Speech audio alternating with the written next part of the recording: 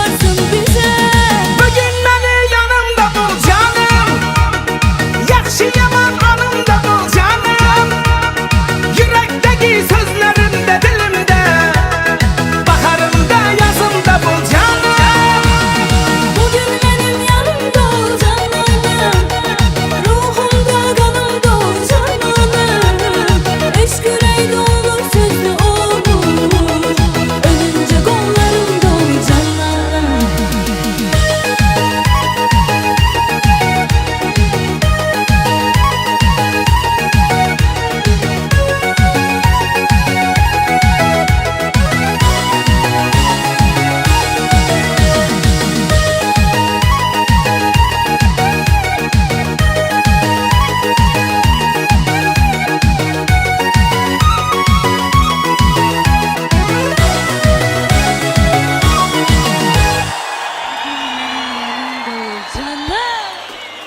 Yaxşı yaman yanımda ol canım.